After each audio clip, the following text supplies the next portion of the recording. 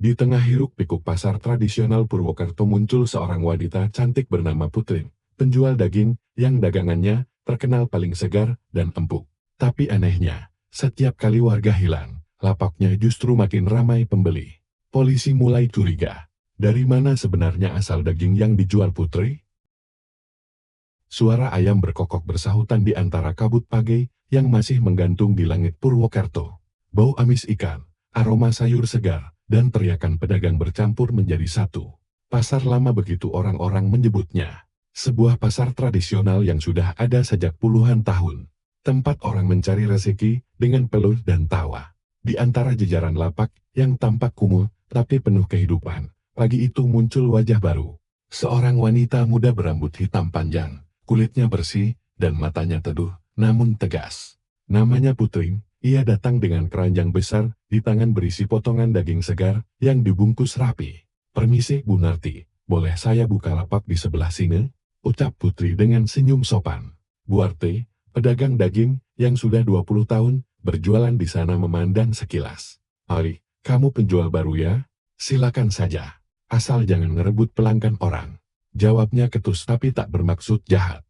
Putri tersenyum lemah. "Saya cuma mau jual sedikit, Bu. Daging saya tidak banyak." Ia menata lapak kecilnya dengan rapi.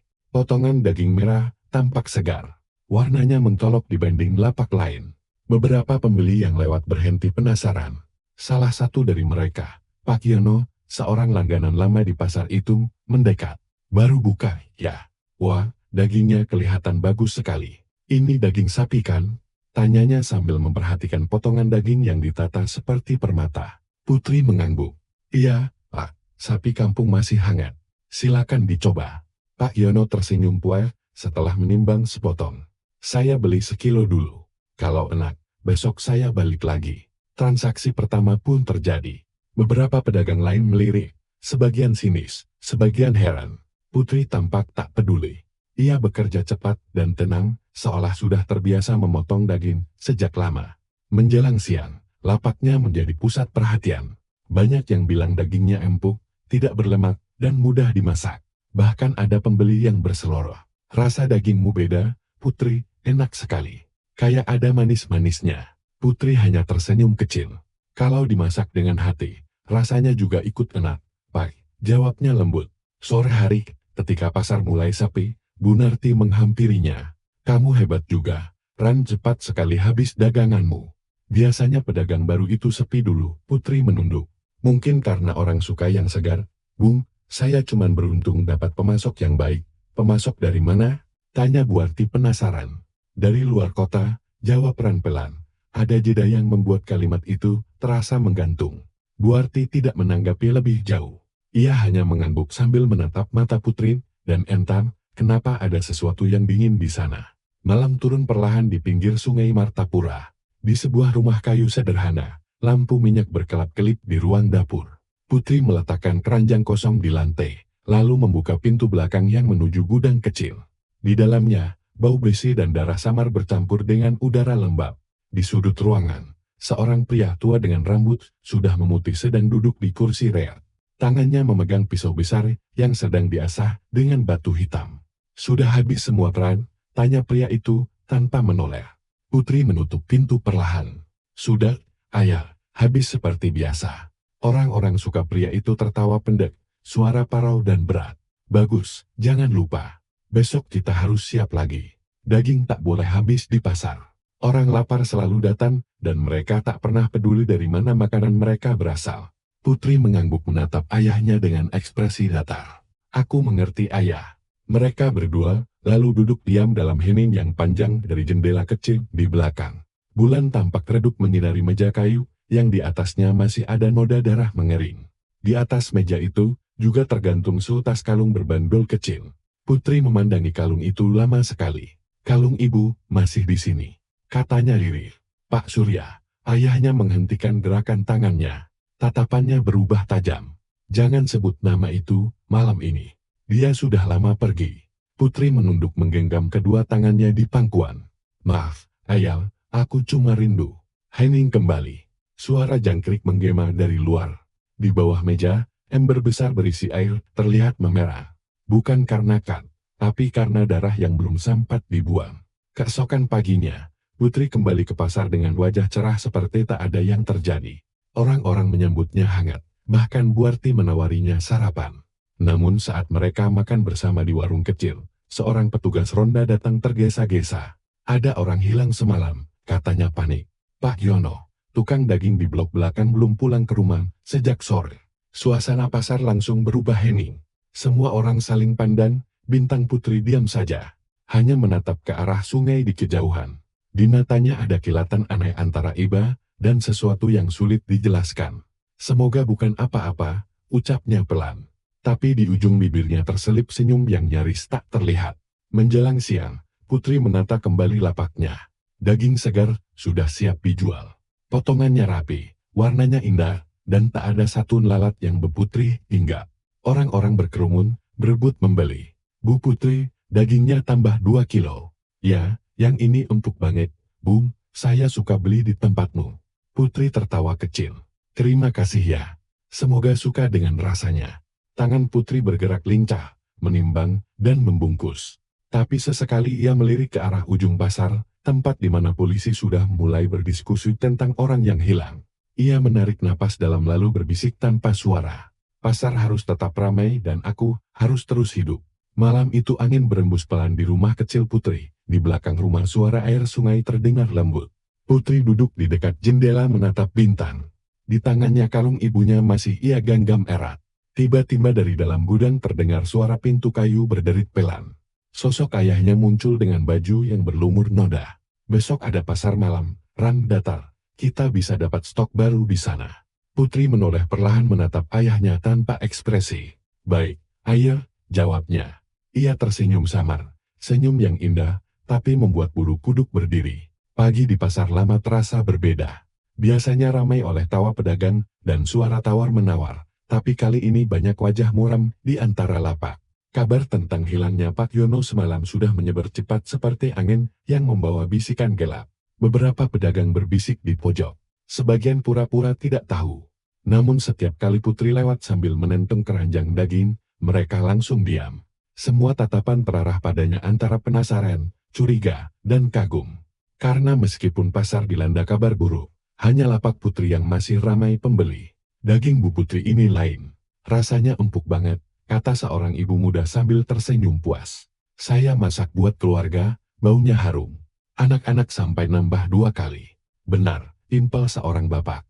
Entah kenapa daging dari lapak lain cepat amis, tapi yang dari sini enggak. Putri hanya menunduk sopan. Terima kasih, Pak, Bun, semoga cocok terus, ya. Suara lembutnya seperti menenangkan siapapun yang mendengarnya. Namun, di balik senyum itu, ada sesuatu yang sulit dijelaskan. Senyum yang terlalu tenang, terlalu percaya diri, untuk ukuran seseorang yang baru saja dikaitkan dengan kabar orang hilang. Sementara itu, di pos polisi kecil, tak jauh dari pasar, Inspektur Andra menatap tumpukan berkas di meja kayu. Pria itu masih muda, tapi wajahnya menunjukkan banyak beban. Ia memegang foto Pak Yono, korban, yang terakhir terlihat di sekitar lapak daging. Dia bukan orang yang suka cari masalah, gumamnya pelan. Tapi anehnya, tidak ada satupun yang tahu kemana dia pergi. Setelah pamit dari pasar, seorang anak magang polisi mengetuk pintu. Lapor, Pak, kami sudah tanya beberapa pedagang. Ada yang bilang korban terakhir kali terlihat beli daging di lapak baru. Lapaknya Bu Putri. Andra mengangkat alis. Putri, siapa itu? Pedagang baru, Pak. Katanya cantik, ramah, dan dagangannya laris sekali. Andra terdiam sejenak. Nama itu seperti menempel di pikirannya, meninggalkan rasa penasaran yang aneh. Ia berdiri, merapikan jasnya, dan berjalan keluar. Baik, kita lihat sendiri lapaknya. Di pasar, Putri tengah sibuk melayani pembeli. Tangannya cekatan menimbang dan membungkus, sementara mulutnya tak berhenti tersenyum. Saat Inspektur Andra dan 2 petugas mendekat, orang-orang langsung menyingkir memberi jalan. Selamat pagi, sapa Andra dengan nada netral. Anda Putri ya? Putri menoleh sedikit terkejut, tapi tetap tenang. Iya Pak, ada yang bisa saya bantu. Andra menatap meja lapak yang penuh potongan daging segar. Kami sedang mencari salah satu warga yang menghilang. Namanya Pak Yono. Ada yang bilang beliau terakhir membeli daging di sini. Putri berpura-pura berpikir, iya saya ingat, Beliau beli 1 kilo daging sapi lalu bilang mau pulang cepat, karena istrinya sakit. Setelah itu, saya tidak tahu lagi, Pak. Nada bicaranya datar tapi meyakinkan. Andra memperhatikan dengan saksama setiap gerak tubuhnya. Tidak ada kegugupan, tidak ada tanda berbohong. Boleh saya lihat tempat penyimpanan daging Anda? Tanya Andra. Hati-hati, Putri tersenyum lembut. Tentu saja, Pak, tapi saya tidak menyimpan di sini. Semua stok disimpan di rumah, supaya tetap segar. Kalau Bapak mau periksa, silakan datang sore nanti. Andra menatap mata Putri beberapa detik sebelum akhirnya mengangguk. Baiklah, nanti kami mampir. Begitu polisi pergi, Buarti yang sejak tadi menguping mendekat. Ran, kamu gak takut diperiksa polisi? Putri tertawa kecil. Kenapa harus takut? Biru tanda tanya. Saya tidak salah apa-apa. Namun saat Bu Narti beranjak pergi, Putri berhenti sejenak. Senyumnya memudar perlahan berganti ekspresi kosong. Ia menatap sisa daging di meja, lalu berbisik pelan tanpa suara. Kita harus lebih hati-hati. Ayah, malam hari di rumah kecil di pinggir sungai, suara pintu gudang kembali berderik. Pak Surya muncul dari balik kegelapan membawa kantong besar hitam di bahunya. Ini sisa semalam, katanya dingin. Putri membuka kantong itu perlahan. Bau darah langsung menyengat hidung. Potongan daging masih basah, baru saja dibersihkan. Putri memejamkan mata, menarik napas panjang. Ayah, kita harus berhenti dulu. Polisi mulai mencurigai. Pak Surya menatap tajam. Henti, kau pikir hidup bisa berhenti? Hal, orang-orang itu makan dari tanganmu, Putri. Mereka tidak tahu, tapi mereka menyukainya. Dunia ini sudah busuk.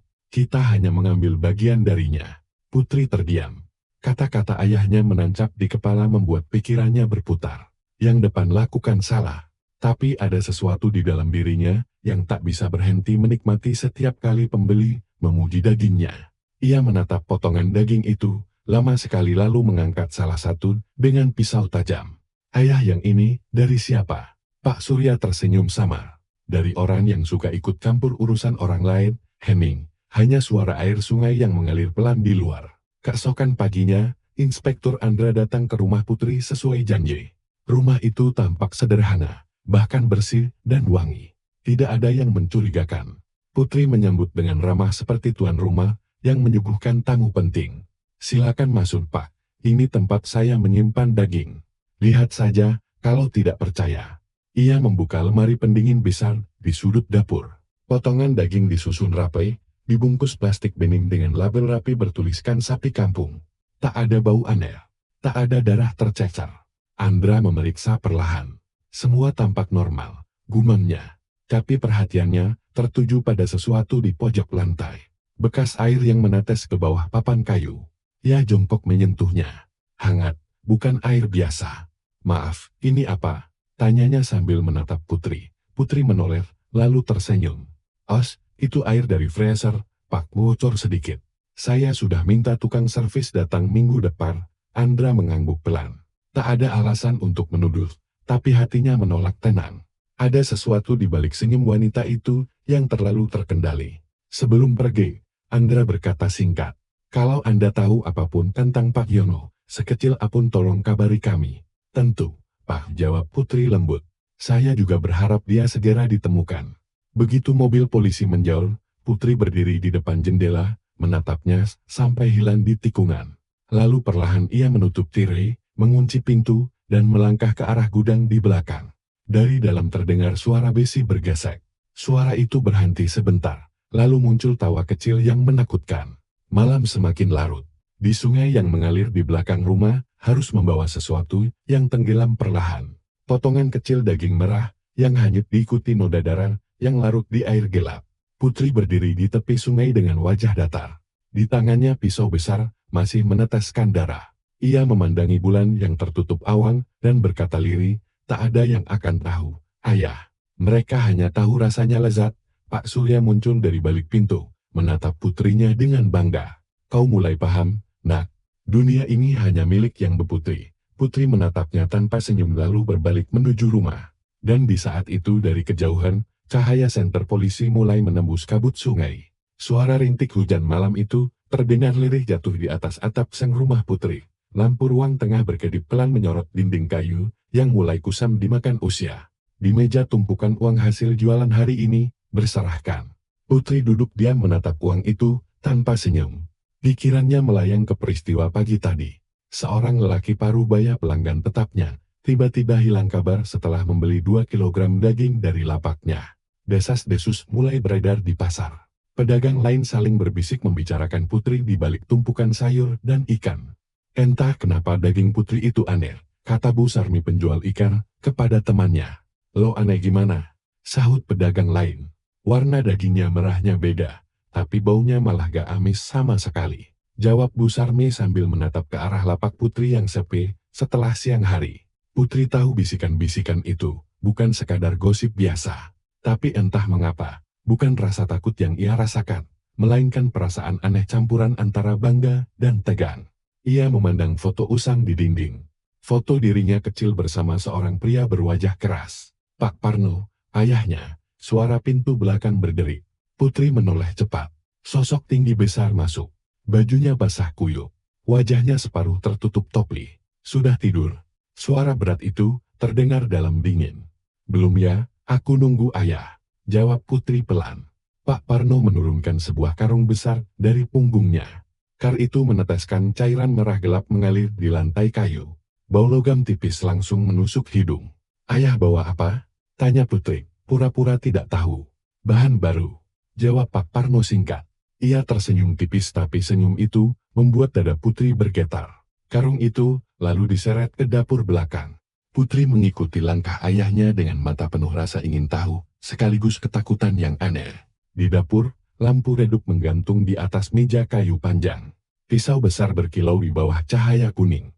Pak Parno membuka karung perlahan. Seketika aroma anyir memenuhi ruangan. Putri menutup mulutnya, tapi matanya menatap lekat isi karung itu. Tubuh manusia tanpa kepala, tanpa kaki. Dia pelanggan yang tadi pagi, tanya Putri liret. Pak Parno berhenti sejenak menatap anaknya. Kadang dunia ini butuh pengorbanan, Ran. Orang-orang seperti mereka cuma tahu menindas, menawar tanpa hati, menghina tanpa pikir. Mereka lupa daging mereka, sama empuknya, katanya dengan suara datar. Putri gemetar. Ada bagian dalam dirinya yang ingin menjerit, tapi ada juga bagian lain yang justru tenang. Seolah pemandangan itu bukan hal baru. Ren ambil ember dan air panas. Kita potong sekarang sebelum fajar, perintah Pak Parno, tanpa berpikir panjang. Putri menuruti. Tangannya bergetar, tapi langkahnya mantap. Malam itu, suara pisau menembus daging terdengar berulang. Darah menetes ke lantai, mengalir ke celah kayu, lalu menghitam bersama waktu. Putri tidak tahu apa yang mendorongnya tetap membantu. Apakah takut, cinta, atau sekadar kebiasaan yang lahir dari kepatuhan buta. Beberapa jam kemudian, tubuh itu tinggal potongan-potongan kecil yang rapi.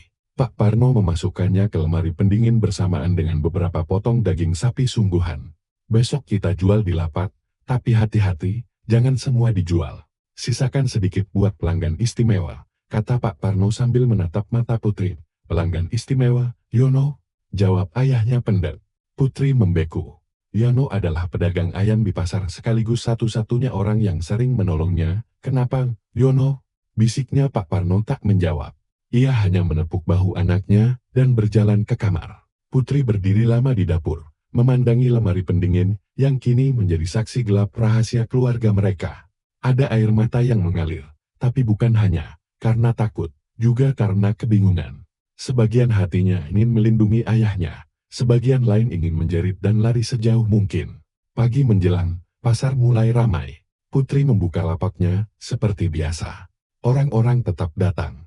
Bau daging segan menarik perhatian pembeli. Bu Putri, seperti biasa ya, 1 kilo, seru seorang pelanggan. Putri tersenyum. Senyum yang sama seperti kemarin, tapi kini ada sesuatu di baliknya. Sesuatu yang dingin. Namun, tak lama kemudian, 2 polisi berpakaian preman masuk ke area pasar. Mereka mengamati setiap lapak, berbicara pelan dengan beberapa pedagang. Putri pura-pura sibuk, tapi jantungnya berdetak cepat. Salah satu polisi menatapnya sebentar, lalu tersenyum tipis. Bu, dagingnya segar sekali ya. Boleh saya beli 1 kilo? Putri mengangguk. Tangannya bergetar halus saat menimbang. Silakan, Pak, ini daging pilihan, katanya berusaha tenang. Setelah mereka pergi, Putri menarik napas panjang. Tapi hatinya tahu ini baru permulaan. Ia memandangi ujung pasar. Tempat bayangan ayahnya berdiri diam di kejauhan, memperhatikannya dari balik kerumunan. Tatapan Pak Parno tajam seperti ingin memastikan Putri tidak melakukan kesalahan sekecil apapun.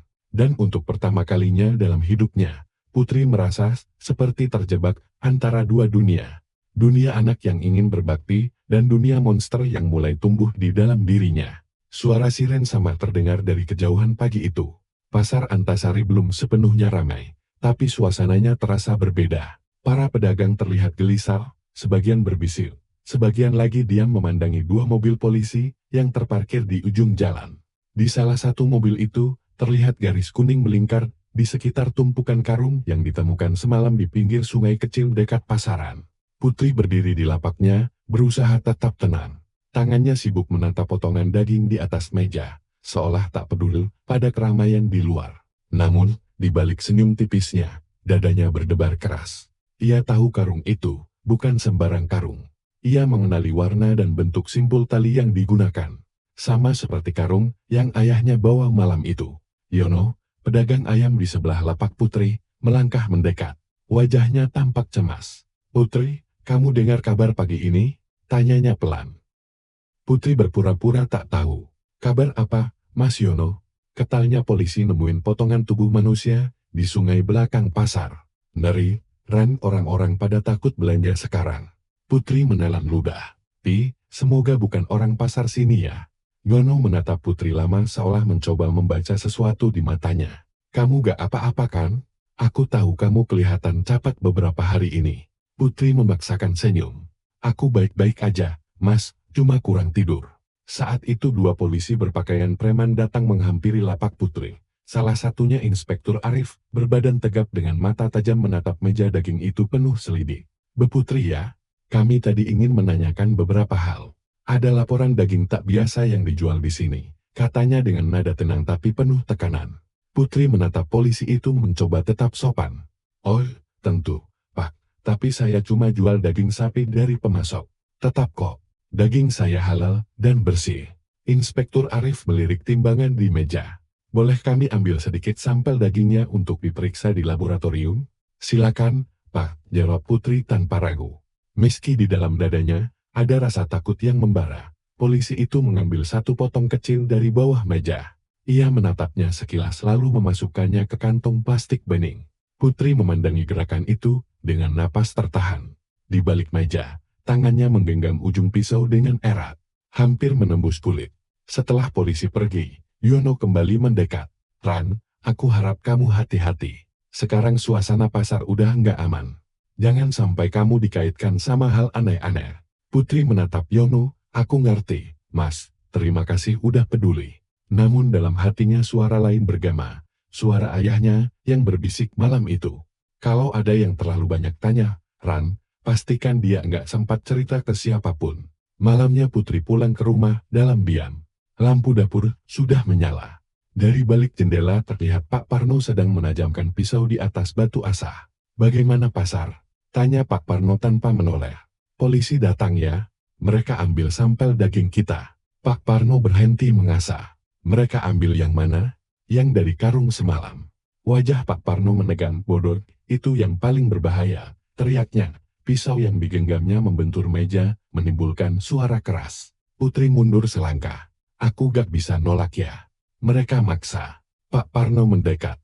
"Kamu harus hati-hati. Kalau hasilnya keluar, dan mereka tahu itu bukan sapi, semua berakhir." Putri terdiam. Matanya mulai basah. Tapi bukan karena takut, melainkan karena perasaan aneh. Sebagian dirinya sudah lelah hidup dalam bayang-bayang rahasia ayahnya. Tapi sebagian lagi merasa tak bisa lepas. "Ya," bisiknya, "kalau semua ini terbongkar, apa ayah akan menyerah?"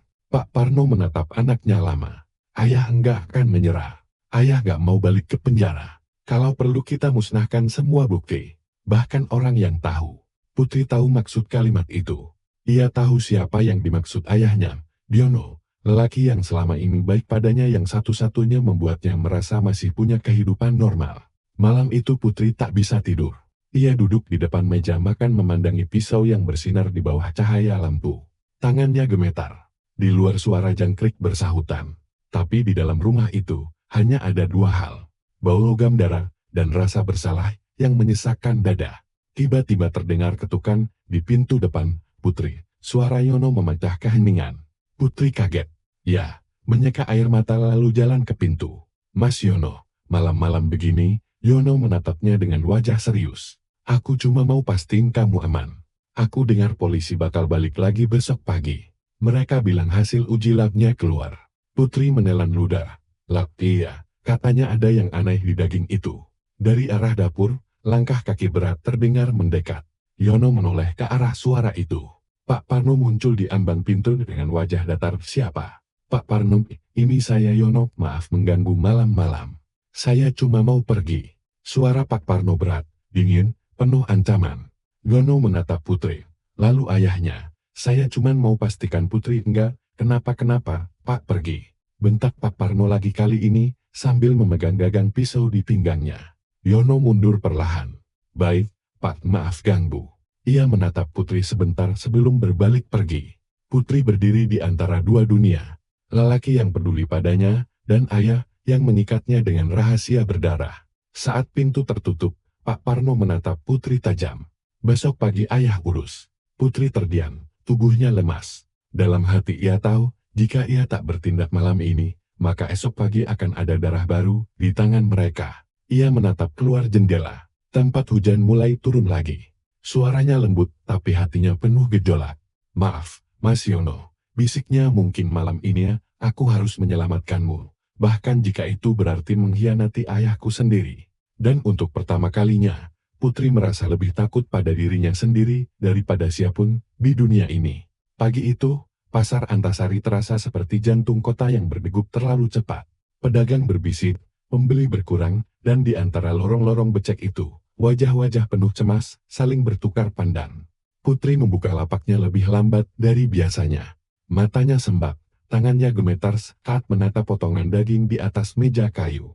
Ia tahu pagi ini bukan pagi biasa. Polisi berjanji akan kembali membawa hasil uji laboratorium. Yono datang lebih awal. Ia menatap Putri dengan pandangan yang sulit dibaca. Campuran antara cemas dan curiga. Ran, kamu kelihatan enggak tenang, katanya pelan. Putri mencoba tersenyum. Aku cuma kurang tidur. Yono mendekat. Aku tahu kamu nyembunyiin sesuatu. Kalau ada masalah, bilang ke aku. Aku bisa bantu. Putri terdiam. Suara hatinya ingin berteriak, tapi bibirnya kaku. Bagaimana mungkin ia menceritakan bahwa ayahnya adalah pembunuh? Bahwa lapak daging yang membuatnya terkenal ternyata berdiri di atas darah manusia. Sebelum Putri sempat menjawab, suara langkah berat terdengar. Inspektur Arif datang bersama dua petugas lain. Kerumunan pasar mendadak sunyi. Bu Putri, katanya dengan nada tegas. Kami perlu berbicara. Putri menatap Yono sebentar, lalu mengangguk. Tentu, Pak. Arif mengeluarkan berkas dari map hitam. Kami sudah menerima hasil laboratorium dari sampel daging yang diambil 2 hari lalu. Suasana di sekitar lapak menjadi hening. Suara kipas tua di warung sebelah bahkan terdengar jelas. Arif menatap langsung ke mata Putri. Hasilnya menunjukkan bahwa daging itu bukan daging sapi, melainkan jaringan manusia. Dunia seakan berhenti berputar. Suara pasar hilang. Hanya ada dengung di telinga Putri, tangannya melemah. Pisau yang ia pegang terjatuh ke lantai dengan bunyi nyaring. Yono terpaku di tempatnya. Matanya membesar tak percaya. Putri, apa maksudnya ini? Putri ingin menjawab, tapi tenggorokannya terasa seperti disumpal batu. Polisi lain menatap Arif lalu berbisik singkat.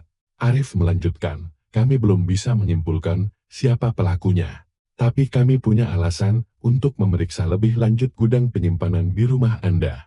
Bu Putri, kami minta kerjasamanya. Putri menatap tanah. Tentu, Pak, saya ikut. Yono memegang bahu Putri pelan. Kalau kamu butuh aku.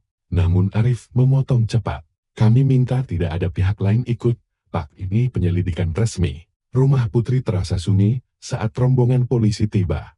Pak Parno sudah berdiri di depan pintu dengan wajah datar. Pagi, Pak Parno, sapa Arif sopan tapi tegas. Kami ingin memeriksa tempat penyimpanan daging Anda. Pak Parno menatap Putri, lalu menatap Arif. Silakan. Suara sepatunya berat saat melangkah ke dapur. Lemari pendingin besar di pojok ruangan berdiri seperti monster yang menunggu waktunya dibuka. Arif membuka pintu lemari dengan sarung tangan karet. Bau menyengat langsung menyeruak. Bau besi dan amis yang menusuk hidung. Semua orang menahan napas. Di dalamnya tersusun potongan-potongan daging berwarna merah tua dibungkus plastik transparan tanpa label. Arif menatap Putri ini, daging sapi juga. Putri tak bisa menjawab. Matanya mulai berkaca-kaca. Pak Parno melangkah ke depan. Saya yang bertanggung jawab. Anak saya nggak tahu apa-apa. Pak Parno, kami akan bawa semua ini untuk pemeriksaan tambahan, kata Arif dingin. Dan kami minta Bapak ikut kami ke kantor. Putri menatap ayahnya dengan wajah hancur. Ya, jangan, Pak Parno menatap balik. Suaranya pelan tapi tegas. Diam, Ran. Kadang darah keluarga lebih penting dari kebenaran. Polisi membawa Pak Parno keluar rumah dengan borgol di tangan. Warga sekitar mulai berdatangan berbisik-bisik menatap Putri seperti melihat setan.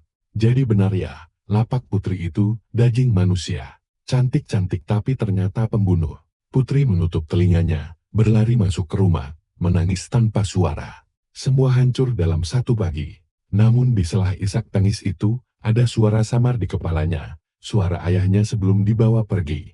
Kala ayah jatuh, Putri, kamu harus kuat. Dunia ini gak akan kasihan. Lanjutkan apa yang udah kita mulai. Jangan biarkan mereka menang. Kata-kata itu menghantui Putri sepanjang siang. Ia duduk di kursi dapur menatap lemari pendingin yang masih terbuka. Di dalamnya, sisa potongan daging terlihat menggoda, merah, segar, dan entang. Mengapa terasa seperti memanggil namanya. Saat senja turun, pintu rumah diketuk pelan. Putri membuka dan menemukan Yono berdiri di luar dengan wajah murung. Ranani, aku tahu semua ini gila, tapi aku yakin kamu bukan orang jahat, katanya. Kamu cuma korban. Putri menatapnya lama. Air matanya menetes, tapi senyum samar muncul di bibirnya. Terima kasih, Mas Yono. Suaranya pelan, tapi ada sesuatu yang aneh di nada itu. Aku cuma korban ya, Yono mengangguk. Aku percaya kamu gak tahu apa-apa. Ran menatapnya lebih dalam. Tapi bagaimana kalau aku tahu segalanya sejak awal? Dartu Teh diam. Wajahnya berubah pucat. Putri menutup pintu perlahan, menyisakan celah kecil. Mas, jangan datang ke sini lagi malam-malam begini. Kadang lebih baik kamu nggak tahu siapa sebenarnya yang memotong semua daging itu. Pintu tertutup rapat. Dari dalam rumah terdengar suara langkah kaki Putri menjauh, lalu suara lemari pendingin yang ditutup rapat. Malam itu di rumah kecil di Purwokerto terdengar sayup-sayup suara tawa yang mirip tangisan. Putri duduk sendirian di dapur memandangi pisau di tangannya, dan untuk pertama kalinya ia tak tahu apakah ia sedang berduka atau sedang meneruskan warisan ayahnya. Hari telah berlalu sejak Pak Parno ditangkap. Rumah Putri kini seperti makam, sunyi, dingin, dan penuh kenangan yang membusuk. Di meja dapur, surat kabar berserakan dengan judul besar di halaman depan. Pedagang wanita pasar Antasari terlibat kasus daging manusia. Foto dirinya terpampang jelas. Tatapan mata yang dulu dipercaya pelanggan kini dianggap sebagai tatapan seorang pembunuh. Putri duduk di kursi menatap kosong ke arah jendela. Sejak ayahnya dibawa polisi, tidur tak lagi datang. Suara-suara samar mulai muncul di telinganya.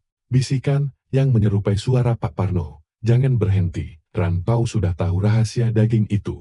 Dunia butuh rasa yang tak bisa dijelaskan. Putri memejamkan mata, menekan telinga dengan kedua tangan. Tapi suara itu semakin keras akan muncul dari dalam pikirannya sendiri. Sementara itu, di kantor polisi, Inspektur Arif menatap tumpukan berkas hasil pemeriksaan lanjutan.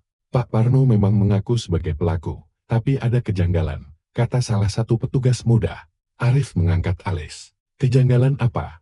Menurut forensik, sebagian besar korban sudah dibunuh sebelum tahun ini. Tapi bisnis lapak itu baru laris sejak 6 bulan terakhir. Sejak Putri ikut membantu, Arif terdiam. Kamu mau bilang kemungkinan Putri terlibat? Petugas itu mengangguk pelan. Bukan cuma terlibat, Pak.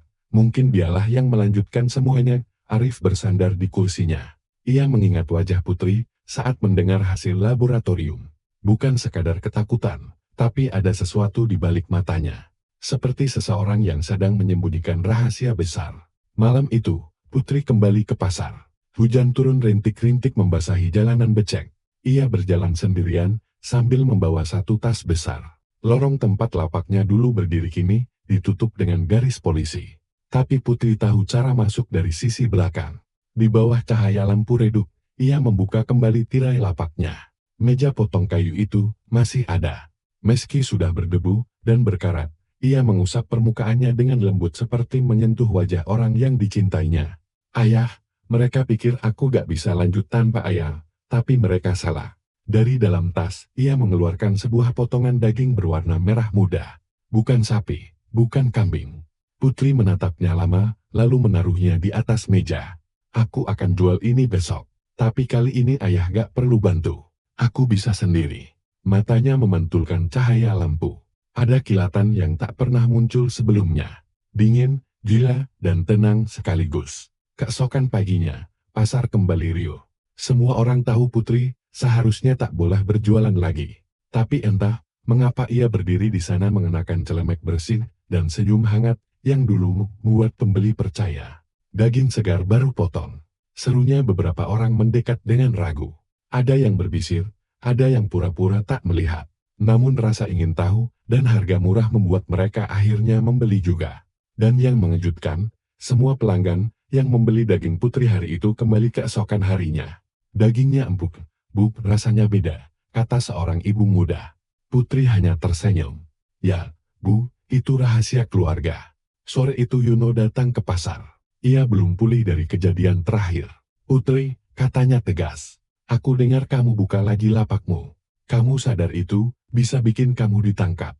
Putri menatapnya lembut seperti dulu. Aku cuma jual daging, Mas, bukan rahasia. Yono menatap meja potong. Dari mana kamu dapat daging itu? Putri menunduk. Suaranya lembut tapi tajam. Kadang sumber terbaik datang dari orang yang kita sayang. Yono menatapnya dengan ngeri. Kamu gak mungkin. Putri tertawa kecil. Ayahku udah di penjara, Mas, tapi rasa daging ini tetap sama kan? Berarti aku yang jaga kualitasnya. Senyumnya perlahan memudar. Mas Yono, kamu suka bantu aku dulu? Kamu perhatian selalu datang tiap pagi. Yono mundur selangkah. Putri, aku harus lapor polisi. Ini udah gila. Namun sebelum ia sempat pergi, Putri memegang lengannya erat. Mereka gak akan percaya kamu, Mas. Semua bukti udah ku bersihkan. Tapi kalau kamu beneran mau tahu, datang ke rumah nanti malam. Aku akan tunjukkan sumbernya. Malam tiba. Hujan deras mengguyur Purwokerto, menenggelamkan suara-suara kota. Yono dengan hati berdebar datang ke rumah Putri seperti yang dijanjikan. Pintu terbuka sedikit, seolah sudah menunggunya. Ia masuk dengan hati-hati. Rumah itu gelap, hanya cahaya dari dapur yang menyala redup. Putri, panggilnya tak ada jawaban. Hanya suara pisau beradu dengan papan kayu. Yono melangkah ke dapur dan hampir memuntahkan isi perutnya. Di atas meja, ada potongan tubuh manusia. Putri berdiri di sana mengenakan celemak putih yang berlumuran darah. Rambutnya berantakan, tapi wajahnya tenang. Mas Yono, katanya lembut. Kamu datang juga. Ini bagian terakhir dari warisan ayah. Tangannya memegang pisau besar, dan di sudut ruangan kulkas terbuka menampakkan tumpukan potongan daging yang sudah dibungkus rapi. Sekarang aku tahu kenapa ayah melakukannya. Bisiknya lirih. Rasa takut mereka membuat daging ini lembut. Yono mundur ketakutan, tapi Putri mendekat perlahan. Tenang, Mas, aku nggak akan nyakitin kamu. Aku cuma pengen kamu tahu, rasanya jadi bagian dari rahasia ini. Tiba-tiba terdengar suara ketukan keras di pintu depan. Polisi buka pintunya. Putri tertegun. Yono memanfaatkan momen itu untuk berlari keluar dapur. Inspektur Arif dan beberapa petugas menerobos masuk. Putri, jangan bergerak. Putri menatap mereka dengan senyum tenang. Sudah terlambat, Pak. Saya cuma meneruskan apa yang dimulai oleh ayah saya. Tangannya terangkat perlahan. Tapi di matanya tak ada ketakutan, hanya kepuasan. Ketika Putri dibawa keluar rumah malam itu, hujan berhenti. Namun, warga yang melihat bersumpah. Mereka mendengar Putri tertawa kecil sambil berkata pelan, pasar itu masih butuh aku, dan entah bagaimana, 2 minggu kemudian lapak Putri kembali buka. Bukan oleh Putri, bukan oleh Pak Parno, tapi oleh seseorang dengan celemek yang sama. Menjual daging dengan rasa yang anehnya masih sama. Sudah sebulan sejak penangkapan Putri, kasus itu mengguncang Purwokerto, bahkan masuk ke berita nasional. Namun, meski Putri kini mendekam di balik jeruji, suasana pasar Antasari tidak benar-benar tenang. Ada desas bahwa lapak Putri kembali beroperasi dikelola oleh seseorang yang tak pernah terlihat wajahnya dengan jelas. Setiap pagi, bau daging panggang yang khas kembali tercium dari arah lapak itu. Dan yang lebih aneh lagi, para pelanggan mengaku rasa dagingnya masih sama, empuk, gurih, dan beda dari sapi biasa, kata seorang pembeli pada wartawan. Inspektur Arif membaca laporan itu di mejanya. Ia menghela napas panjang, menatap foto-foto yang terpampang di papan penyelidikan. Foto Putri tersenyum dengan celemek berdarah. Foto Pak Parno yang membisu di ruang interogasi. Dan foto terbaru, seseorang bertubuh kurus memakai masker hitam terlihat dari kamera pasar berdiri di lapak Putri yang seharusnya sudah disegel. Siapapun dia bukan orang baru. Gumam Arif, dia tahu cara potong, tahu cara mengelola daging. Persis seperti Putri di dalam penjara wanita. Putri duduk di pojok sal, matanya kosong. Tapi ketika petugas memanggil namanya, ada senyum tipis yang muncul di bibirnya. Putri, ada tamu, kata sipil. Putri bangkit perlahan. Di ruang kunjungan, Inspektur Arif menunggunya. Tatapannya tajam, tapi tak lagi penuh amarah. Kini, lebih kerasa ingin tahu. Putri, katanya pelan. Kau tahu kenapa aku datang? Putri hanya menatap balik tak menjawab. Lapakmu di pasar beroperasi lagi ya? Lanjut Arif, ada yang menjual daging serupa, dan setiap pembeli bilang rasanya sama persis seperti punyamu. Putri tersenyum kecil. Berarti aku berhasil, ya? Berhasil apa? Mewariskan rasa itu, Pak. Arif mencondongkan tubuh. Siapa yang kau ajari, Putri? Siapa penerusmu? Orang yang paling tahu rahasia keluarga kami, jawabnya lirik. Pak Parno bukan. Putri tertawa kecil. Ayah cuma jagal. Tapi ada yang lebih paham, cara membuat manusia berubah jadi bahan dagangan. Arif menatapnya tajam, siapa? Putri memandang lurus menatapnya tanpa berkedip. Tanya saja pada orang-orang pasar. Mereka semua tahu siapa yang paling dulu ngajari ayah motong daging. Arif terdiam. Kata-kata itu seperti teka-teki yang menggantung. Sore itu, Arif kembali ke pasar Antasari. Langit mendung, dan suara hujan mulai mengguyur atap seng. Ia berjalan pelan, melewati deretan lapak yang sudah sepi. Sampai di ujung gang, ia menemukan seorang pria tua bertopi lusuh sedang menutup tokonya. Namanya Pak Budi, pedagang tertua di pasar itu. Pak Budi, sapa Arif, saya mau tanya tentang Parno, mantan jagal sini. Pak Budi menatapnya lama lalu menunduk. Kalau soal Parno saya nggak tahu banyak, Pak. Tapi kalau soal siapa yang ngajari dia motong daging manusia, Arif langsung fokus. Siapa? Orang itu dulu dikenal dengan sebutan Tuan HD, pemilik gudang dingin di belakang pasar. Tapi sudah lama nggak kelihatan. Katanya gudangnya masih beroperasi malam-malam. Gudang dingin? Iya, katanya tempat penyimpanan daging impor. Tapi saya pernah lihat malam-malam ada mobil datang tanpa plat bawa karung-karung besar. Ada bau besi dan darah dari sana. Arif mencatat cepat. Terima kasih, Pak Budi, jangan bilang siapapun soal pembicaraan ini. Malamnya Arif bersama dua anak buahnya menuju ke arah gudang yang dimaksud. Dari luar bangunan itu, tampak usang dengan papan nama pudar bertuliskan Odi Sumber Segar. Lampu depan mati. Tapi di dalam tampak cahaya redup berwarna oranye, seperti dari lampu gas kecil. Mereka bergerak diam-diam. Begitu pintu samping dibuka perlahan, bau busuk langsung menyeruak. Bukan bau daging sapi, tapi bau manusia yang lama disimpan. Arif menyerutkan senter. Di dinding tergantung beberapa jas tubuh yang sudah dikuliti sebagian. Di meja kerja, terdapat alat potong yang identik dengan milik Pak Parno. Dan di sudut ruangan kulkas besar dengan tulisan spidol merah untuk pasar. Salah satu petugas membuka kulkas itu. Sekujur tubuhnya gemetar. Di dalamnya tumpukan daging disusun rapi dengan label plastik bertuliskan nama-nama kota. Jawa Barat, Samarinda, Pontianak, dan Purwokerto. Arif menatapnya lama. Ini bukan cuma lapak Putri, ini jaringan. Tiba-tiba suara langkah kaki terdengar dari belakang gudang. Arif memberi isyarat senyap. Ia bersembunyi di balik rak besi. Pintu belakang terbuka. Masuk seorang pria kurus dengan masker hitam. Tangannya membawa koper besar. Arif memerintahkan anak buahnya mendekat. Begitu pria itu menaruh koper dan membuka isinya, terlihat potongan daging segar berlumuran darah. Polisi, angkat tangan, teriak Arif. Pria itu berbalik cepat, tapi topengnya tersingkap setengah, dan wajah yang terlihat membuat Arif terpaku. Itu, Dararto, Yono. Suara Arif bergetar. Yono menatapnya dengan mata merah. Kamu gak ngerti, Pak, ini semua buat Putri. Putri di penjara, Yono, justru itu, Dia butuh aku untuk teruskan. Dia bilang, dunia harus ngerasain rasa yang sama. Yono tertawa, tapi air matanya menetes. Dia ajarin aku semua sebelum ditangkap. Katanya, daging terbaik lahir dari manusia yang pernah mencintaimu. Arif segera menodong pistol. Letakkan pisaumu, Yono. Namun Yono hanya tersenyum. Aku udah terlalu jauh, Pak. Putri nggak bisa sendirian di sana. Aku harus pastikan lapaknya hidup. Dan sebelum Arif sempat mendekat, Yono menghunus pisau ke dadanya sendiri. Darah menyembur di lantai dingin. Arif berlari tapi terlambat.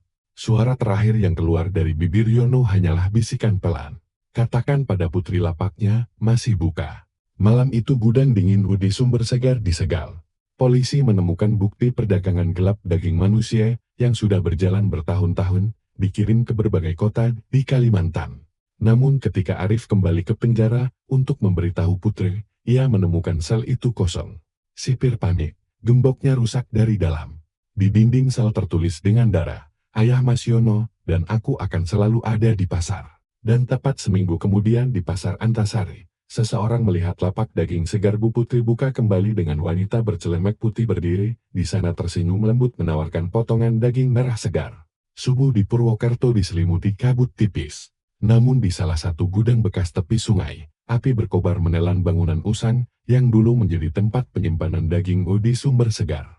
Asap hitam membubung tinggi menutupi langit pagi. Inspektur Arif berdiri di tepi garis polisi, menatap api yang membakar sisa bukti penting. Salah satu anggotanya berlari mendekat. "Pak, dari laporan sementara, ada seseorang yang membakar gudang dari dalam." Arif berbalik cepat. "Mayatnya ditemukan?" "Tidak, Pak. Hanya darah dan kain celemek putih, tidak ada jasad." Arif memejamkan mata. "Putri," gumamnya lirih. Sementara itu, di sebuah kota kecil bernama Martapura, 200 km dari Purwokerto, sebuah pasar tradisional baru dibuka. Lapak nomor 13 menjadi pusat perhatian, karena selalu ramai pembeli. Di sana berdiri seorang wanita berambut panjang, memakai celemek putih bersih. Di papan nama kayu tertulis, "Daging segar Bu Putri, langsung dari peternakan." Senyumnya ramah, suaranya lembut, tak ada yang curiga. "Dagingnya empuk banget, Bu. Sapi apa ini?" tanya seorang pembeli. Putri tersenyum pelan. "Bukan sapi biasa, Bu, ini dari hati yang lembut." Orang-orang tertawa menganggapnya candaan. Namun di balik meja potong, Putri menyimpan kulkas kecil yang tak pernah ia biarkan orang lain buka. Di Purwokerto, Arif mendapat laporan baru. "Pak, daging serupa dengan pola potongan Parnoi ditemukan di pasar Martapura," ujar seorang anak buahnya. Arif langsung bangkit dari kursinya. "Kau yakin?" "100%, Pak. Bahkan para pembeli bilang rasanya identik." Arif menarik napas panjang. "Berarti dia hidup." "Dia, atau seseorang yang belajar darinya?" jawab anak buahnya. Arif menatap papan penyelidikan.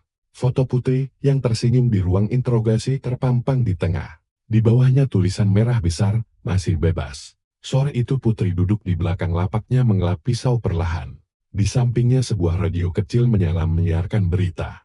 Polisi masih memburu buronan kasus daging manusia Putri Parno yang melarikan diri dari tahanan wanita Purwokerto. Masyarakat diminta waspada terhadap segala bentuk perdagangan daging tanpa izin resmi. Putri tersenyum.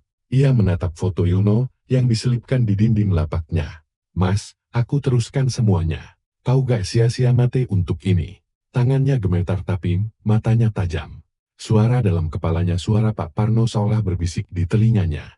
"Kau sudah lebih baik dari ayah Ren, sekarang dunia tahu rasa itu cuma milik keluarga kita." Malam mulai turun. Putri menutup lapak lebih awal mendorong troli kecil berisi karung ke arah gang belakang pasar. Lorong itu gelap berbau amis. Ia berhenti di depan pintu besi berkarat bertuliskan Gudang Pendingin Martapura. Ketika pintu dibuka terlihat 6 orang berdiri di dalam. Semuanya pria berwajah keras bekas jagan dan pekerja pasar dari berbagai kota. Seorang pria berkepala pelontos menyapa, "Bu Putri, barangnya sudah sampai. Dari Balikpapan, Samarinda dan Pontianak siap kirim malam ini." Putri melangkah masuk perlahan menatap barisan karung besar di lantai. Setiap karung bertanda angka 12, 13, 14. Ia membuka satu karung.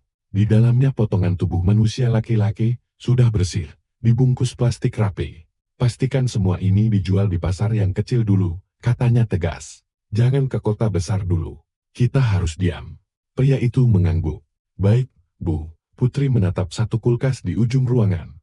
Di sana ada tulisan tangan Parno. Ia membuka kulkas itu pelan, dan di dalamnya kepala ayahnya sendiri disimpan dalam es, seolah masih hidup. Ayah, lihat, aku sudah punya jaringan sendiri sekarang. Kau banggakan?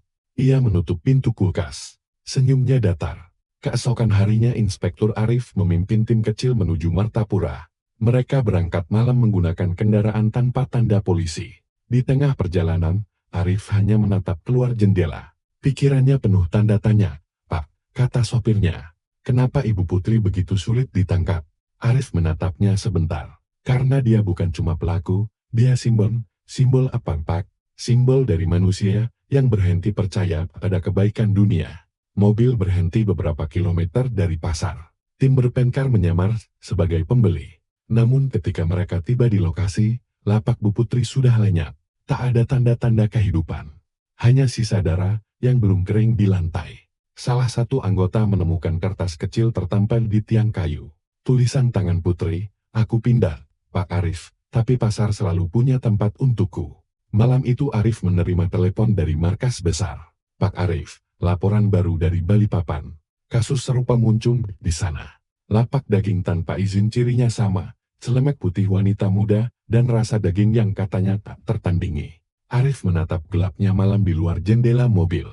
Dia menyebar gumamnya, atau lebih buruk, dia merekrut orang lain. Suara dari telepon kembali berbicara. Kami temukan satu bukti lagi, Pak. Semua lapak itu terhubung lewat satu hal. Apa itu? Semua pakai nama yang sama. Daging segar Buani. Arif menutup matanya. Hujan mulai turun deras. Di dalam pikirannya, wajah Putri muncul dengan senyum manis dan tatapan yang tenang. Kalau rasa ini sudah dikenal, Pak Arif, artinya pasar baru saja lahir. Di kota lain, di tepi pelabuhan Balikpapan, seseorang sedang membuka lapak baru dengan papan nama sama, Daging Segar Bu Putri. Dan di kejauhan di atas kapal yang perlahan meninggalkan dermaga, seorang wanita bercelemek putih menatap dari balik kaca. Wajahnya tak lain adalah Ri, ia menatap laut luas. Kalimantan sudah kenyang. Sekarang waktunya seberang pulau mencicipinya. Kapal yang ditumpangi Putri merapat di pelabuhan Surabaya saat fajar. Kabut tebal menyelimuti dermaga seolah menyembunyikan kedatangannya. Ia berjalan perlahan melewati deretan pedagang ikan yang baru menata lapak. Tak ada yang memperhatikan wanita bercelemek putih itu. Hanya seorang porter tua yang sempat menatapnya lama. Bu, sendirian? Tanya porter itu. Putri tersenyum samar. Iya, Pak, mau buka usaha kecil di sini. Porter itu mengangguk. Semoga laris. Bu, Putri membalas senyum tipis, lalu melangkah pergi dengan koper kecil yang di dalamnya hanya berisi satu hal. Pisau besar yang diasah sempurna dan selembar foto tua Pak Parno bersama Yunu di rumah Jagal Purwokerto. Beberapa hari kemudian di kawasan pinggiran Pasar Wonokromo, sebuah kios baru menarik perhatian. Tulisan di papan kayu Daging Segar Bu Putri langsung dari peternakan Kalimantan. Pembeli berdatangan penasaran dengan cita rasa khas dagangan itu. Satu suap dan mereka sepakat dagingnya beda, empuk, gurih, dan memiliki aroma yang anehnya menenangkan. Seorang pelanggan tetap, pria berdasi, yang sering datang pagi-pagi pernah berkata, rasanya seperti makan sesuatu yang pernah kita rindukan, tapi lupa wujudnya. Putri hanya tertawa pelan. Karena setiap daging punya kenangan. Pak, tak seorang pun tahu, bahwa di gudang kecil belakang kiosnya tersimpan freezer besar dengan label nama-nama, bukan nama hewan, melainkan nama manusia. Sementara itu, Inspektur Arif duduk di ruang briefing kepolisian Purwokerto, menatap peta besar yang kini penuh garis merah lintas provinsi. Seorang analis forensik melaporkan, kita temukan jejak DNA yang sama di Martapura, Jawa Barat, dan Surabaya. Polanya sama persis. Metode pemotongan, penyimpanan dingin, dan jenis pembungkus plastik. Arif mengepalkan tangan. Dia memperluas jaringan. Kemungkinan besar, Pak, ujar analis itu. Putri tidak bekerja sendiri lagi. Arif menatap foto Putri di layar proyektor. Wajah tenang dengan senyum tipis, seolah tidak menyesali apapun. Ia tahu, jika Putri sudah sampai ke Jawa, berarti ada orang kuat yang melindunginya. Malam di Surabaya membawa Putri ke tempat baru. Sebuah restoran elit di tengah kota bernama Las. Restoran itu terkenal dengan menu daging premium yang tidak ada di daftar umum. Pemiliknya, seorang pria tua bernama Tuan Wicaksono, dikenal punya hubungan dengan banyak pejabat dan pengusaha. Saat Putri diundang ke dapur belakang, ia disambut dengan senyum dingin. "Bu Putri," kata Tuan Wicaksono sambil menyalakan cerutu. "Saya dengar daging ibu paling dicari di Kalimantan." Putri tersenyum sopan. "Saya hanya ingin memperkenalkan rasa baru, Pak. Tahu nggak?" ujar pria itu perlahan. "Rasa seperti itu hanya bisa datang dari satu sumber manusia." Putri tak menjawab. Tapi dari tatapannya, Wicaksono tahu bahwa ia benar. "Jadi begini Bu Putri, lanjutnya saya punya pelanggan dari Jakarta, Surabaya, bahkan luar negeri. Mereka membayar mahal untuk sensasi daging manusia muda. Saya ingin kerja sama." Putri menatapnya lama, lalu menjawab pelan. "Saya tidak mau hanya menjual. Saya mau kendali." Wicaksono terdiam sejenak, lalu tertawa pelan. "Bu Putri juga kau wanita Kalimantan?" Putri mendekat. Suaranya tenang tapi tajam. "Saya bukan sekadar jagal pakai, saya pewaris." Beberapa hari kemudian, Lasem berubah menjadi pusat distribusi rahasia. Daging dari berbagai sumber datang setiap minggu. Sebagian dari jalanan gelap Surabaya, sebagian dari korban penculikan kecil yang tak pernah dilaporkan. Putri memimpin semuanya, mengontrol jalur pengiriman hingga ke restoran-restoran kecil di kota lain. Namun, ia tahu jejaknya selalu diikuti. Satu malam, ketika ia memeriksa stok freezer, ia menemukan sesuatu yang tak seharusnya ada. Sebuah amplop coklat tanpa nama. Di dalamnya hanya selembar foto. Dirinya sedang memotong daging diambil dari luar jendela gudang. Dan di balik foto itu, tertulis, "Aku menemukanmu, Putri." Putri memegang foto itu lama. Matanya perlahan berubah dingin. "Arif," gumamnya. Sementara itu, Inspektur Arif tiba di Surabaya dengan tim kecil. Ia menyamar sebagai distributor alat dapur dan mulai mengamati pasar sekitar Wonokromo. Suatu malam ia melihat Putri dari kejauhan berdiri di teras kiosnya, menatap bulan sambil memegang pisau. Arif ingin langsung menangkapnya, tapi ia tahu itu bukan waktunya. Ia butuh bukti kuat, karena di balik Putri kini, ada kekuatan besar yang bisa melindungi siapa saja yang terlibat. Di markas kecilnya, Arif menulis catatan di buku tua. Putri bukan lagi pelaku tunggal. Ini sudah jadi ritual sosial. Konsumsi rasa manusia dikemas seperti bisnis kuliner. Ia menatap dinding penuh foto korban, lalu berbisik, "Kau pikir aku akan berhenti, Ran? Aku akan mengubur pasarmu sendiri." Suasana memanas.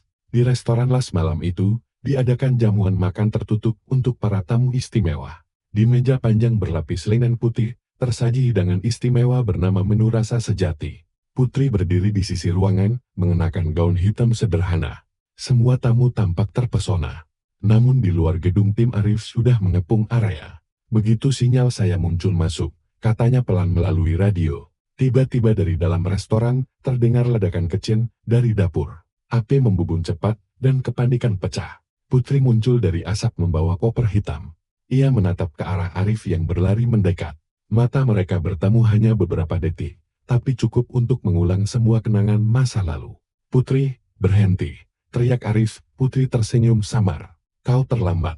Pak, sebuah mobil hitam datang melesat dan Putri melompat ke dalamnya. Mobil itu menghilang di tengah malam Surabaya. Arif hanya bisa menatap sisa atu yang melahap restoran itu. Di udara, bau daging terbakar tercium samar bercampur dengan aroma rempah mahal. Keesokan paginya, berita di televisi nasional menayangkan laporan singkat. Restoran mewah di Surabaya terbakar. Ditemukan beberapa potongan daging manusia di dapur bawah tanah. Polisi menduga ada jaringan perdagangan daging ilegal lintas provinsi. Dan di antara puing-puing kebakaran, tim forensik menemukan sesuatu yang membuat Arif terdiam lama. Secuk surat hangus, separuh bertulisan, "Ini baru permulaan." "Pak Arif, rasa sejati tidak bisa mati." Jakarta menyambut Putri dengan wajah berbeda. Gedung tinggi, lampu kota yang tak pernah padam, dan aroma beton yang menggantikan bau laut dan pasar. Ia turun dari mobil hitam di kawasan Kuningan di depan sebuah gedung perkantoran bertuliskan PT Lestari Global Food Supply. Bagi publik, perusahaan itu adalah distributor daging impor. Namun, bagi kalangan tertentu, itu adalah kedok jaringan besar yang memasuk daging spesial ke restoran eksklusif di seluruh Indonesia. Di ruang resepsionis, seorang wanita berpakaian formal menyambutnya. "Selamat datang, Bu Putri." Tuan Aditya sudah menunggu di lantai 12. Putri mengangguk. "Terima kasih." Lift meluncur naik pelan. Putri memandangi bayangannya di dinding logam. Rambut hitamnya kini dipotong sebahu. Wajahnya tampak lebih tenang, tapi matanya menyimpan sesuatu yang kelam. Ketenangan seorang pemburu. Di lantai 12, Tuan Aditi berdiri menatap jendela besar yang menghadap ke kota. Pria itu berusia sekitar 40 tahun berjas rapi dengan cincin emas di jari kelingking. "Selamat datang di Jakarta, Putri," katanya tanpa menoleh. "Saya dengar kau berhasil membuat las terkenal sebelum terbakar." Putri tersenyum tipis. "Saya hanya menjual apa yang orang mau." Aditya menoleh. Matanya tajam dan yang mereka mau adalah sesuatu yang tidak boleh ada. "Kita tidak bicara soal boleh atau tidak, Pak," jawab Putri datar. "Kita bicara soal permintaan dan rasa." Aditya menatapnya lama, lalu berjalan ke meja besar dan membuka sebuah berkas. Di dalamnya, ada foto-foto korban dari berbagai kota, Surabaya, Jawa Barat, hingga Purwokerto. "Ini semua sudah diinvestigasi polisi. Kau sadarkan mereka akan terus mencari." Putri menatap foto-foto itu tanpa ekspresi. "Biarkan mereka mencari. Polisi hanya bisa melihat apa yang tersisa, bukan apa yang sudah dimakan." Aditya tersenyum pelan. "Kau bukan perempuan biasa, Putri. Tapi hati-hati, di Jakarta tidak semua pembeli bisa dipercaya." Sementara itu, di Purwokerto, Inspektur Arif berdiri di depan makam Pak Parno. Hujan turun rintik. Di tangannya ia menggenggam potongan surat hangus dari lokasi kebakaran las. Ia membaca ulang kalimat yang membekas di benaknya. "Rasa sejati tidak bisa mati." Ia menatap makam itu dalam diam. "Parno, aku hampir kehilangan arah, tapi aku janji aku akan menemukan anakmu." Suara petir menggelegar. Arif menatap langit lalu berbalik. Hari itu juga ia mengajukan mutasi tugas ke Jakarta. Ia tahu perburuan belum berakhir. 2 minggu kemudian, Arif sudah berada di kantor pusat kepolisian Jakarta Selatan. Ia mendapat laporan tentang jaringan daging misterius yang menyuplai restoran premium di ibu kota. Di papan bukti, foto Putri kembali terpampang. Namun, kali ini ada foto lain di sebelahnya. "Tuan Aditi, dia pemilik Lestari Global," ujar seorang penyidik muda. "Kami menduga dia orang di balik semua distribusi ilegal." Arif mengangguk pelan. Kalau benar, berarti Putri sudah masuk ke dalam lingkaran paling dalam. Di sisi lain, kota malam menjelang di sebuah restoran megah bernama Savour. Lampunya redup, musik jazz mengalun lembut, dan para tamu berpakaian mahal. Putri berdiri di dapur kaca di balik jendela yang memperlihatkan aksinya memasak. Setiap gerakannya anggun seperti seorang seniman yang mempersembahkan karya terakhir. Di antara bahan daging yang tertata rapi, ada satu nampan yang ditutup kain hitam. Ketika pelayan lain tak memperhatikan, Putri membuka sedikit penutupnya. Daging merah segar dengan urat halus tampak di dalam. Bukan sapi, bukan kambing. Ia mengelusnya pelan lalu berbisik, "Selamat datang di rasa sejati." Namun di luar restoran, seseorang memperhatikan dengan kamera jarak jauh. Inspektur Arif, ia mengikuti pergerakan Putri sejak sore. Kini ia melihatnya sedang melayani tamu-tamu elit. Lewat alat penyadap kecil yang dipasang di mobil pengangkut daging, Arif mendengar percakapan dari dalam dapur. "Kirim 2 paket malam ini ke krim di Menteng." "Siapa sumbernya?" "Permintaan khusus korban dari rumah sakit jiwa." Arif mengepalkan tangan. Suara napasnya tercekat. Dia sudah melibatkan rumah sakit, gumamnya. Beberapa hari kemudian, Putri diundang menghadiri pertemuan rahasia di rumah mewah Tuan Aditi, dalam ruangan berisi lukisan mahal dan aroma cerutu. Mulyono menyerahkan sebuah amplop hitam. "Putri," katanya, "kau akan mengatur pengiriman spesial minggu depan.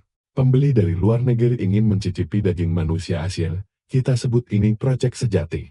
Putri membuka amplop itu dan melihat foto seseorang. Inspektur Arif, wajahnya terkejut sesaat, tapi cepat tertutupi oleh senyum tipis. "Kenapa kau tunjukkan ini?" Aditi menatapnya datar. "Karena dia sudah di Jakarta, dan aku tahu dia memburumu. Jadi sebelum dia menemukanmu, kau tahu apa yang harus kau lakukan?" Putri menatap foto Arif lama. "Kalau begitu," katanya pelan, "biar aku yang menyajikannya langsung." Malam itu, Arif kembali ke hotel kecil tempat ia menginap. Ia menyalakan laptop, memeriksa file baru dari timnya. Semua bukti mengarah ke Lestari Global. Namun saat membuka surat elektronik dari alamat anonim, dadanya seketika membeku. Satu kalimat terpampang di layar. "Pak Arif." Rasanya enak. Arif menatap layar itu lama. Ya, permainan sudah berubah. Putri tidak lagi bersembunyi. Ia menantang secara langsung. Beberapa hari kemudian, sebuah undangan misterius tiba di meja resepsionis hotel. Kartu putih bertinta merah. Makan malam istimewa untuk penegak hukum paling gigih di Jakarta, tempat restoran Sabur pukul 8 malam. Arif menatap undangan itu, lalu tersenyum pahit. Kau mau menjadikan aku hidanganmu, ya putri? Ia meraih pistol di laci, dan berkata pelan, baik, kali ini aku akan jadi tamumu. Sementara itu, putri berdiri di dapur Savor menatap meja makan, yang disiapkan khusus hanya untuk satu tamu. Lampu kristal menggantung di atas kepala, aroma rempah memenuhi udara. Di tangannya sebilah pisau besar berkilat terkena cahaya. Selamat datang di Rasa Sejati, Pak Arif, bisiknya. Dan di luar hujan pertama bulan itu, mulai turun pelan. Seolah langit Jakarta tahu malam ini, bukan hanya tentang makanan, tapi tentang pembalasan, antara dua jiwa yang sama-sama haus darah. Hujan deras mengguyur Jakarta malam itu. Jalanan licin, lampu kota memantul di genangan air. Dan di tengah hiruk-pikuk malam, satu tempat tampak berbeda. Restoran Savor tutup untuk umum. Hanya menyisakan satu meja yang ditata dengan sempurna di tengah ruangan. 2 gelas anggur merah, sudah terisi setengah. Dan di dapur, putri berdiri dengan gaun hitam panjang. Rambutnya disanggul rapi, mata tajam menatap pisau yang berkilat di bawah lampu putih. Ia menatap jam dinding pukul tepat. Dari pintu kaca depan, langkah kaki berat terdengar mendekat. Inspektur Arif masuk dengan jas basah dan pandangan waspada. Di pinggangnya, pistol terselip di balik mantel. Selamat malam, Pak Arif. Suara putri terdengar lembut, namun menusuk. Tarik kursi dan duduk tanpa bicara. Matanya menatap sekeliling. Tak ada pelayan, tak ada tamu lain, hanya mereka berdua. Tempat yang bagus untuk makan malam, katanya pelan. Putri tersenyum tipis. Aku ingin menjamu orang yang paling gigih mengejarku. Arif memutar gelas anggurnya perlahan. Kau tahu kenapa aku di sini? Tentu saja. Jawab putri tenang, untuk menangkapku atau mungkin mencicipiku. Suasana hening sejenak. Hanya suara hujan di luar, yang terdengar seperti detak jam menuju sesuatu yang tak terhindarkan. Putri berjalan ke dapur terbuka, dan mulai menyalakan kompor. Aroma mentega cair, dan bawang putih memenuhi ruangan. Menciptakan ilusi bahwa semua ini, adalah makan malam biasa. Namun Arif tahu ini, bukan sekedar masakan. Ini adalah panggung. Putri katanya pelan. Aku ingin tahu satu hal. Kenapa kau melakukan semua ini? Putri berhenti mengaduk wajan, lalu menatapnya. Kau ingin jawaban jujur? Ya, Putri menarik napas panjang, karena aku tidak pernah diberi pilihan, untuk jadi manusia yang normal. Arif mengerutkan kening. Putri melanjutkan suaranya, mulai bergetar. Waktu aku kecil, aku melihat ayah memotong sesuatu di dapur belakang. Aku pikir itu hewan, tapi ternyata itu ibu. Ia menatap Arif lurus-lurus, dan ayah bilang, rasa sejati datang dari cinta yang tak bisa dimiliki. Sejak malam itu, aku tak pernah mencium bau daging tanpa mengingat wajah ibu. Arif menunduk, mencoba menelan kalimat itu. Hujan di luar makin deras, seolah ikut menekan dadanya. Jadi kau membunuh orang, untuk meneruskan tradisi gila itu, Putri menggeleng. Awalnya aku benci, aku lari. Tapi dunia ini kejampa. Semua orang menjual sesuatu untuk bertahan. Aku hanya menjual apa yang sudah ditanamkan dalam diriku sejak kecil. Rasa. Ia menoleh ke arah kompor, mengambil piring putih, dan mulai menyusun potongan daging dengan sangat hati-hati. Dunia ini munafik, lanjutnya. Mereka makan daging setiap hari, tapi berpura-pura suci. Bedanya dagingku membuat mereka jujur pada diri sendiri. Arif berdiri, matanya berkaca-kaca, tapi wajahnya tetap tegas. Kau bukan pewaris rasa, Putri, kau korban yang memilih jadi pelaku. Putri menatapnya dingin. Dan penegak hukum yang kehilangan rasa kemanusiaan, karena terlalu lama menatap kebusukan dunia. Suara petir membelah langit. Arif mengeluarkan pistol dari mantelnya. Sudah cukup. Kau ikut denganku, Putri tersenyum samar. Sebelum aku pergi, cicipilah dulu hidangan ini. Ia mendorong piring itu ke meja. Potongan daging merah muda tersusun cantik dengan saus merah pekat di atasnya. Aromanya menggoda. Arif menatapnya ragu. Apa ini? Putri menatapnya tanpa berkedip. Itu rasa terakhir dari seseorang yang sangat dekat denganmu. Arif spontan membeku. Apa maksudmu? Putri mendekat berbisik di telinganya. Itu daging dari mantan asistennya Yusuf, yang hilang 3 hari lalu.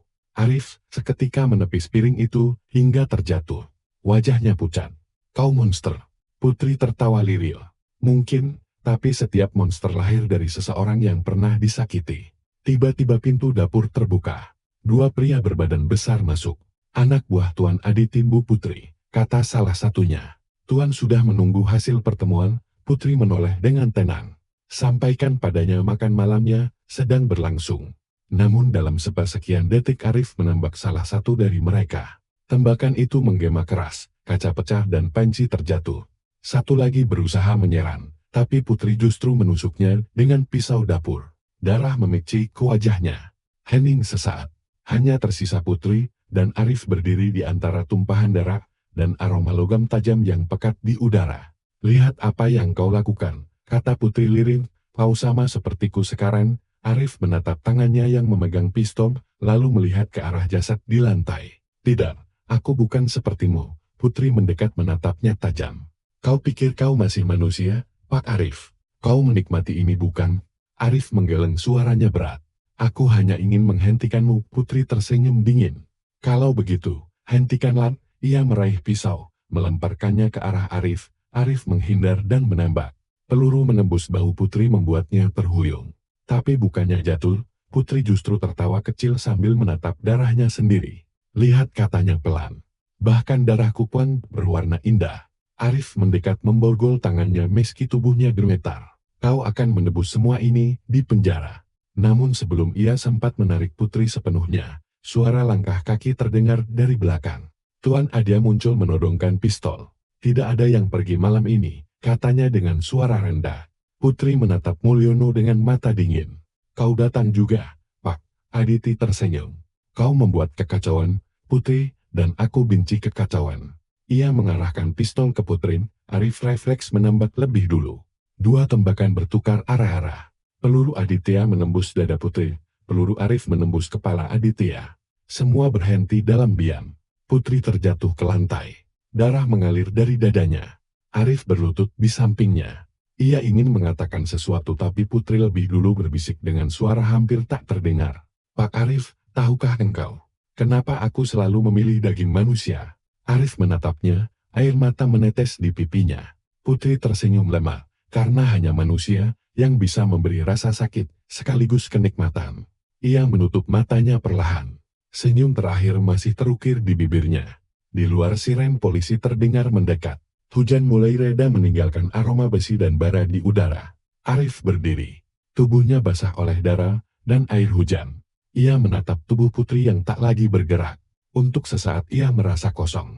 Seolah semua rasa dalam hidupnya ikut terkubur bersama wanita itu. Namun ketika ia berjalan keluar restoran, sesuatu di meja membuatnya berhenti. Sepotong kertas kecil basah oleh darah, bertuliskan tulisan tangan Putri. Rasa sejati tidak mati. Ia berpindah. Arif menatapnya lama, lalu memandang pisau di lantai, yang masih berkilau di bawah cahaya lampu. Dalam hatinya ia berbisik, mungut Putri, tapi kali ini biarlah rasa sejati berakhir di sini. Hujan telah reda. Langit Jakarta masih kelabu ketika Inspektur Arif berdiri di depan kaca ruang otopsi. Di balik dinding kaca itu, tubuh Putri terbaring diam di atas meja baja dingin. Gaun hitam yang dulu menempel anggun di tubuhnya kini hanya menyisakan kain robek berlumur darah. Wajahnya tenang seperti wanita yang akhirnya menemukan kedamaian setelah menanggung beban panjang. Namun bagi Arif, kedamaian itu terasa palsu. Ia masih bisa mendengar tawa lembut Putri yang menggema di kepalanya. Tawa yang sama seperti di malam makan malam terakhir mereka. Ia masih bisa mencium samar aroma wangi lavender dari rambut Putri ketika ia menghembuskan napas terakhirnya. Inspektur suara Dr. Maya, ahli forensik memecah lamunannya. Aku sudah selesai pemeriksaannya. Tapi ada sesuatu yang aneh. Arif menoleh, wajahnya tegang. Aneh bagaimana? Maya menatap catatannya. Darahnya mengandung residu senyawa protein yang tidak biasa. Aku sempat berpikir itu efek obat atau narkotika, tapi setelah diuji ulang, itu bukan zat kimia sintetis. Lalu apa senyawa organik yang identik dengan daging manusia, tapi bukan dari tubuhnya sendiri? Arif terdiam. Maksudmu, dia memakan seseorang sebelum meninggal? Maya mengangguk pelan. Ya, dan dari DNA-nya aku yakin, dia makan bagian dari orang yang sangat dia kenal. Arif menggertakkan gigi. Nama Yusuf, asistennya yang hilang melintas di pikirannya. Ia mengepalkan tangan hingga buku jarinya memutih. Namun sebelum Maya sempat melanjutkan, seorang petugas datang terburu-buru. "Pak, ada kiriman untuk Anda," katanya. Menyerahkan amplop coklat tanpa pengirim. Arif membuka amplop itu. Di dalamnya hanya ada satu flash disk dan secari kertas bertuliskan tulisan tangan halus. "Untukmu yang masih mencari rasa sejati." Tertanda Arif membawa flash disk itu ke ruang interogasi yang kini kosong. Kedua menyalakannya di laptop dan layar menampilkan rekaman video. Wajah Putri muncul direkam dengan kamera sederhana. Latar belakangnya adalah dapur dengan lampu kuning temaram. "Halo, Pak Arif. Jika kau menonton ini, berarti aku sudah mati. Tapi aku tahu kematian bukan akhir bagi orang seperti kita. Kita sama-sama hidup dari rasa. Bedanya aku mencicipinya, dan kau menguburnya." Suara Putri terdengar lembut, tapi setiap katanya menusuk. "Aku tahu siapa yang benar-benar memulainya semua ini. Ayahku Parno hanyalah perantara. Orang yang mengajarinya cara memotong manusia menjadi seni adalah seseorang yang dulu bekerja di kepolisian. Kau pasti tahu siapa dia." Arif menegang. Ia menatap layar dengan naas berat. "Namanya Tuan Aditi," lanjut Putri dengan tenang. "Ya, pria yang kau bunuh itu.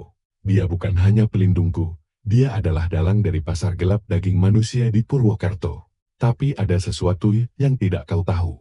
Putri mendekat ke kamera. Matanya menatap lurus seolah menatap langsung ke dalam jiwa Arif. Dia tidak hanya menjual daging, dia membuatnya. Dia menanam benih rasa di beberapa anak yatim yang dia selamatkan dulu, termasuk aku. Arif menatap layar dengan mata membulat. Ingatannya melayang pada satu kasus lama, operasi rahasia 12 tahun lalu di mana kepolisian menyelamatkan beberapa anak dari laboratorium ilegal di Kalimantan Selatan. Ia teringat wajah-wajah kecil yang ketakutan, dan salah satunya, "Ya, Putri, kau ingat sekarang bukan?" Putri tersenyum samar di video. "Kau yang dulu memelukku saat aku ketakutan. Kau yang berkata semua akan baik-baik saja. Tapi kalian semua menutup kasus itu, membiarkan Aditi melanjutkan eksperimennya di balik pasar." Suara Putri menurun hampir seperti bisikan. "Kau pikir aku monster, tapi aku hanyalah hasil dari kebohonganmu." Video berhenti. Ruang itu sunyi. Arif menatap layar kosong. Wajahnya pucat. Tangannya gemetar menekan tombol pause seolah ingin menghentikan waktu. "Jadi semua ini bukan hanya dendam pribadi," gumamnya lirih. "Ini balasan." Tapi sebelum ia sempat menenangkan diri, layar laptop kembali menyala. Seolah ada file lain yang otomatis terbuka. Kali ini bukan video, melainkan rekaman kamera pengawas dari ruang otopsi. Dan di dalam rekaman itu, tubuh Putri yang seharusnya mati bergerak. Arif tepaku. Tubuh Putri di meja otopsi perlahan menggeliat. Jari-jarinya bergetar, lalu matanya terbuka perlahan. Mata itu hitam sepenuhnya. Tanpa pupil Maya, yang masih di dalam ruangan saat itu, terlihat panik. Ia menekan tombol alarm, tapi tubuh Putri dengan cepat bangun, menarik pisau bedal, dan menancapkannya ke dada Maya. Rekaman berhenti di situ. Layar gelap total. Arif berdiri dengan napas tersengal. Ia berlari keluar ruangan menuju ruang otopsi asli. Namun ketika ia tiba, semuanya sudah terlambat. Mayat tergeletak di lantai, darah mengalir dari lehernya. Meja otopsi kosong, tubuh Putri hilang. Malam itu, markas kepolisian dikepung suasana panik. Semua pintu diperiksa, semua kamera diamankan, tapi tak satu pun petugas melihat Putri keluar dari gedung. Seolah ia lenyap begitu saja. Arif duduk di ruangannya menatap catatan penyelidikan yang kini terasa tak berarti. Di meja, pisau baja kecil milik Putri yang diambilnya dari TKP kini tergeletak, tapi ada sesuatu yang aneh. Pada gagangnya tertulis ukiran baru, "Rasa sejati berpindah." Arif memegang pisau itu, dan seketika ia merasakan sesuatu aneh merambat di kulitnya. Dingin namun menggoda. Di telapak tangannya muncul luka kecil seperti torehan. Tapi anehnya darah yang keluar tidak merah, melainkan sedikit kehitaman. Mirip darah Putri yang diperiksa dokter forensik tadi. Ia menatap tangannya dengan ngeri lalu berbisik pelan, "Putri, apa yang kau lakukan padaku?" 3 hari kemudian berita besar mengguncang publik. Kasus daging manusia Purwokerto ditutup. Pelaku utama Putri dinyatakan tewas dan jasadnya hilang. Tapi di balik semua itu, di sebuah pasar malam di pinggiran kota Surabaya, seorang wanita muda membuka lapak baru. Ia mengenakan topi besar senyum ramah, dan menyajikan set dengan aroma yang menggoda siapapun yang lewat. Di papan kecil di depannya tertulis, Rasa sejati, dijamin tak pernah kau lupa, dan ketika kamera CCTV menyorot wajahnya sekilas, tampak jelas matanya memiliki kilatan yang sama seperti milik putri.